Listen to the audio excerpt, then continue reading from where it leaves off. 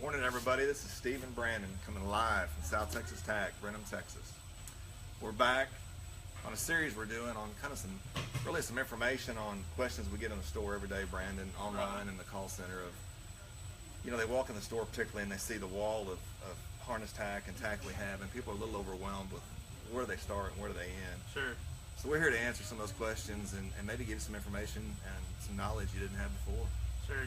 So just like Steve was saying, and just like our last session with saddle pads, there's so many options these days, and really a lot of these options are a certain purpose. So we're just going to kind of talk through some things we have, some things we would suggest, and just kind of why each product's built the way it is. So one thing that we like to offer is bridle sets, already put together. It's something we take a lot of pride in, helping that customer. We just kind of take our best bits, put them on some of our best head stalls, and make sure that they fit the right function. So some of these head stalls that you'll see in our store, possibly used on a bridle set, are hanging right here. So the first one I'm going to talk about is the Bridle Band 3/4 head stall.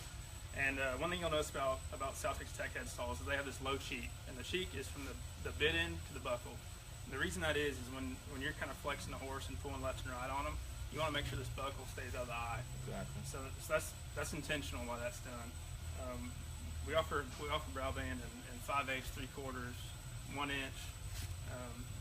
Offer the slide ear. Some people call it single ear, where the head stall is fully adjustable. Same low cheek for the same reason. We do a lot of the slide ear, the one ear functions. We do single and double buckle. We like on the one ear, it's easier to adjust. One buckle is really all you need because the earpiece slides. Right. So when you get into a brow band, a lot of times we'll offer a double buckle because as you have a brow band, this is single. We offer both with the brow band function, especially when it's on a horse. You go to adjust it, it's easier to adjust it evenly on both sides. So a lot of times we sell a lot of double buckle in the brow band. On the one ear, slide ear, shape ear, single buckle. It's really a lot easier to use. Sure. So that's the slide ear. That's your brow band. We also have slit ear, same low cheek, plenty of holes. Ideally, hopefully, you buy this from us. You're not having to punch holes in it. It's going to fit multiple horses. It's going to fit today's horse. There's also multiple bit ends that are offered. This is a new head stall that we just got in actually. It's got Chicago screw bit ends for quick change, also not very bulky, kind of compared to a traditional tie-in where you're tying a knot. Sometimes you'll see a blood knot. We have all those options, all different sizes. A lot of the headstall ends Brandon talked about, or some of them look really cool. You can tie them, there's knots. At the end of the day, a lot of people, they look cool, but they don't know how to use them. So we go back to just a regular Indian tan Latigo where you can tie it however you want to tie it. We do a little twirl knot, or you can do the Chicago screw in, because at the end of the day, you want to be used, it's got to be functional. Sure. When we're talking about these head stalls, there's two things. A lot of it's tradition, typically on your O-rings, on your O-ring bits, your snaffles, or speed event people, they want a brow band. And the reason they want a brow band is because it has a throat latch. Or if you're riding a young horse, or you got a horse tied up and you've left the bridle on him for some reason, he wants to paw, it's hard for him to get it off because it has a throat latch.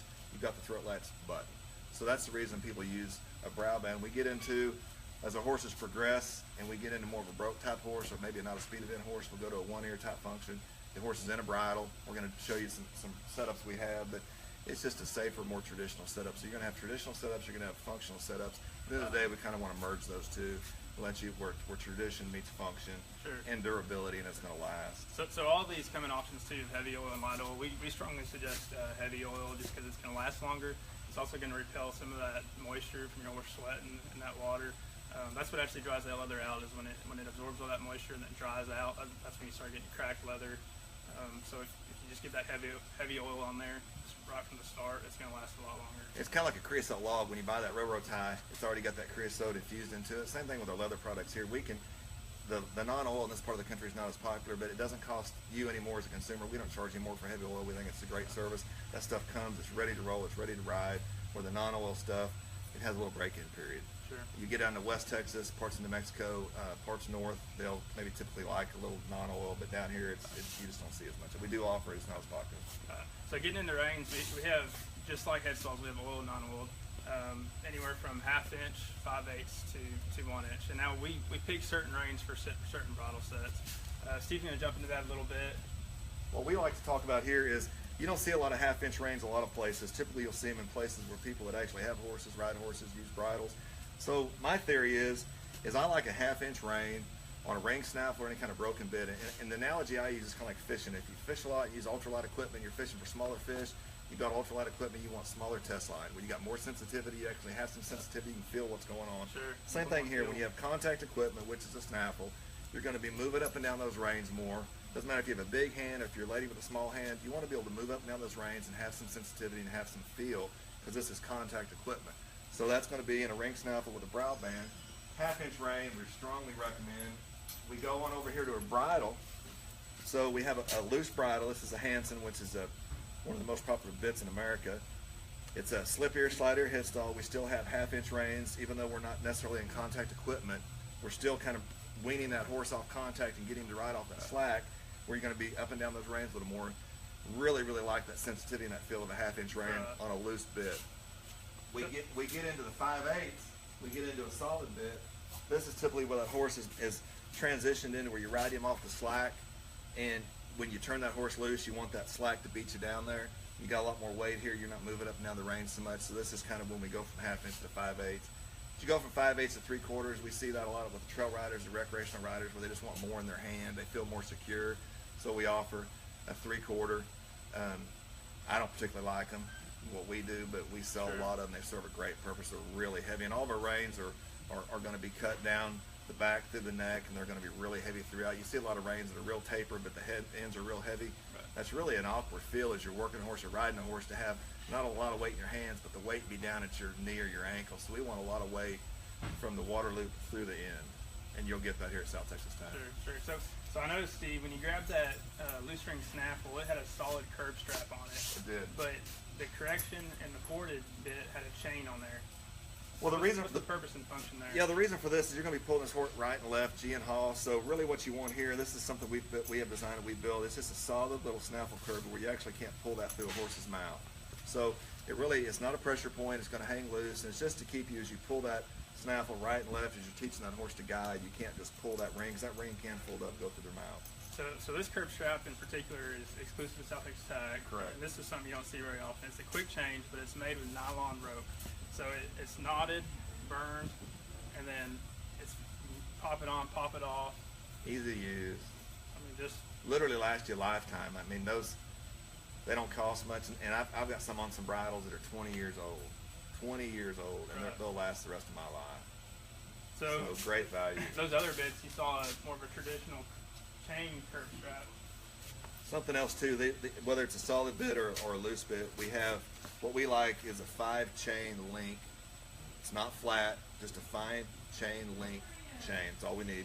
Harness. It's got harness leather ties where it's going to last forever. A lot of these chains you'll see on the market are real short, or you'll see some chains that are too long. We like the 5 link. That's what we have made. It just kind of fits today's horse. Sure, yeah. So that 5 link versus, like, let's say a 3 link, which you'll see pretty consistently. So that 5 link actually spreads that surface area out. Yeah, gives you a better pressure point, and when you get a hold of one and it releases better, we just feel like it performs better. Exactly. Let's talk about the roping reins a little bit here, Brandon. We probably have 15 different roping reins here available at South Texas Tack. At the end of the day, they're all going to do the same thing. A lot of it just comes down to personal preference. But we're known here at South Texas Tack for a big variety of quality, really the best harness tack you can buy. So let's talk about our roping reins. Sure. So roping reins, I mean, you're going to see 1/2 inch and 5 inch is kind of your common roping rein size. Again, oiled, non-oiled. What you will see a lot of is actually Latigo. Latigo, one, is a great price point. It's a little more affordable probably than a traditional harness leather rein. Latigo also kind of has a natural tendency. You don't oil Latigo, it already kind of repels that water. It won't hold moisture the same way that a harness rein will. That's why you see a lot of guys using it. In the roping pen, your horse is lathered up. This is just going to last a lot longer. Same reason you see Latigo used a lot on a cinch hobble or downstrap on a breast collar. And breaks in really fast. Exactly, yeah. It'll get so supple, and you can see it's not very thick rein, so when you're roping with a roping rein, it's really easy in your hand while you got your other coils in your hand. The roping reins, you'll see a lot of people have snaps on both sides. Really the only reason you see a snap on a roping rein is the side you get on and off, the on side. So if you want to lead your horse, you just unsnap the on side, flip it over his head, and you lead him. That's why you'll see a snap. So we offer snap on one side or water loops on both sides. Really no reason to have snap on both sides. Snap, if you get snaps on both sides, if you don't have a hold of your horse, you're going out through there, they're going to rattle and cause some vibration, which could be an irritant to the horse. Sure. So we have tons of headstall options, tons of curb straps, curb chain options, which you can see behind me. And then we also have the bridle sets that are already assembled, ready to go right off the shelf today. I mean, you can take this home, put it on your horse today, and use it. But we encourage you, if there's anything that you don't see, to go build your own. We like we already talked through all these headstalls and options. And if you have any questions, please reach out to us. We'd love to hear y'all's feedback too.